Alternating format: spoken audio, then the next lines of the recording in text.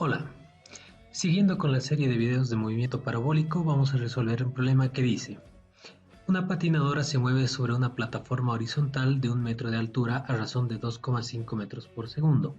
Al llegar al final de la plataforma realiza una acrobacia saltando al piso. Determinar, inciso A, el tiempo que dura el salto. Inciso B, la distancia horizontal a partir de la base de la plataforma a la cual llega la patinadora. E inciso C, la velocidad con la que llega al piso y el ángulo que forma con el horizonte. Bien, como siempre vamos a simular el problema con modelos. Aquí tenemos la patinadora, la plataforma que tiene 1 metro de altura y va a realizar un salto y va a llegar al piso. Bien, los elementos que tenemos que tener presentes dentro de este problema es que inicialmente la patinadora se mueve con una velocidad horizontal, la cual va a ser la que da inicio a su trayectoria parabólica para luego continuar con otro movimiento en el piso. Lo que nos interesa a nosotros acá dentro del análisis del movimiento de esta patinadora es esta pequeña parte que es el salto que describe una trayectoria parabólica, ¿sí?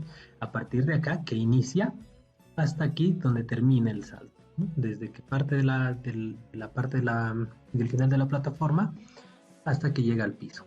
Al partir acá de este punto, lo que nosotros podemos ver es que la velocidad que nos da el problema de 2,5 metros por segundo es una velocidad completamente horizontal, que es con la que ya venía anteriormente. Entonces, al iniciar su movimiento parabólico, tiene una velocidad inicial horizontal, lo cual indica de que no tiene componente de velocidad en el eje Y. Ese es uno de los datos muy importantes que tenemos que analizar en este punto. Otro de los elementos que necesitamos establecer desde el principio es el sistema de referencias que vamos a utilizar. Nuestro sistema de referencias, los ejes X y Y, los vamos a basar de esta manera. El eje X acá con el origen en el punto del salto y el eje Y de esta manera con el origen en el nivel del piso, de tal manera de que podemos decir de que la patinadora está empezando su trayectoria parabólica desde una altura inicial de 1 metro. Entonces, con este sistema de referencias podemos analizar el movimiento que tiene la patinadora. Bien, ahora pasamos a resolver el problema. En el inciso A nos dice el tiempo que dura el salto. Para resolver esto tenemos algunos datos. La posición inicial en el eje X va a ser 0, la velocidad en X va a ser 2,5 metros, la altura inicial desde la cual salta sería 1 metro y la velocidad inicial en Y sería 0, ¿no? Repasamos un poquito esto. Según nuestros sistemas de referencia, aquí ha empezado su salto, en el eje X su salto ha empezado en el punto 0. Su velocidad inicial era la que tenía al principio, completamente horizontal, por lo tanto no hay velocidad en el eje Y.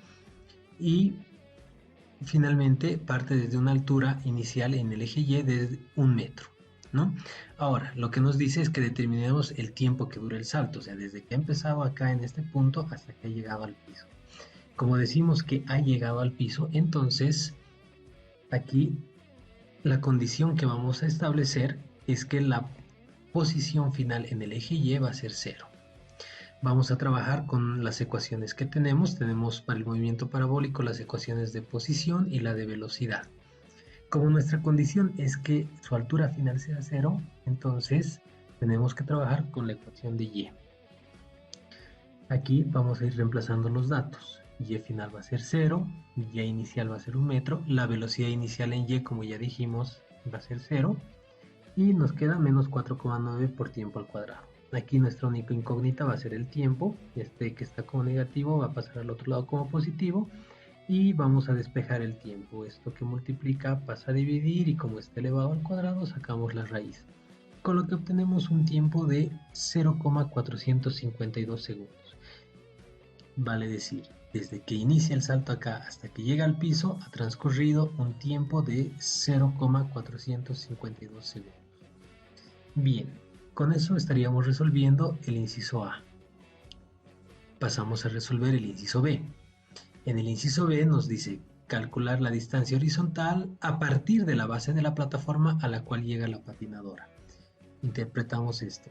Esta es la base, esta es la plataforma La base de la plataforma es esta y nos está pidiendo la distancia horizontal donde llega la patinadora, es decir, nos está pidiendo la posición en el eje X. Entonces tenemos los datos que nos da el problema, mantenemos nuestro juego de ecuaciones y aquí nos fijamos que nuestra ecuación con la que vamos a resolver este inciso es la ecuación de posición en el eje X. Y la condición que tenemos que establecer es determinar básicamente hasta qué posición ha llegado en X cuando el tiempo es 0,452, vale decir el tiempo que duró el salto, lo que hallamos en el anterior inciso. Aplicamos la ecuación. La posición inicial en el eje X, como ya hemos visto, es 0, la velocidad que tiene es 2,5 y el tiempo que ya establecimos. Por lo tanto, la posición máxima que alcanza es de 1,13 metros, vale decir, desde este punto acá hasta el lugar donde llega la patinadora hay una distancia de 1,13 metros. Ese es el resultado que nos da. Con eso habríamos resuelto el inciso B. Pasamos a resolver el inciso C, que nos pide la velocidad con la que llega al piso y el ángulo que forma con la horizontal. Bien, vamos a empezar con esta primera parte de la velocidad con la que llega al piso. Mantenemos los mismos datos y ahora lo que tenemos que ver es que para calcular esa velocidad vamos a necesitar una ecuación más. Esta ecuación que nos dice que la velocidad final al cuadrado es igual a la velocidad en x al cuadrado más la velocidad en y al cuadrado. No nos olvidemos que eso viene justamente de hacer la suma de los vectores. Como siempre, para hacer la suma de vectores puedo agarrar este vector de velocidad en y trasladarlo acá para cerrar el triángulo. Aquí estamos cerrando un triángulo rectángulo donde la velocidad en x y la velocidad en y son los catetos y lo que me está pidiendo hallar el problema es en realidad esta velocidad total, la velocidad celeste que tenemos acá. Esa es la que nos está pidiendo hallar. Dentro de este triángulo que se ha formado viene a ser la hipotenusa y por lo tanto podemos aplicar el teorema de Pitágoras de esta manera, ¿no? Entonces, si yo quiero aplicar el teorema de Pitágoras que tengo acá, necesito conocer la velocidad en x, que ya la conocemos, es 2,5, se mantiene constante, y también necesito conocer la velocidad en y, esta velocidad en y con la que está llegando al piso, este vector rojo. Entonces, para hallar esa velocidad en y vamos a utilizar la ecuación de velocidad en y primero. La velocidad en y es igual a la velocidad inicial en y menos 9.8 por el tiempo.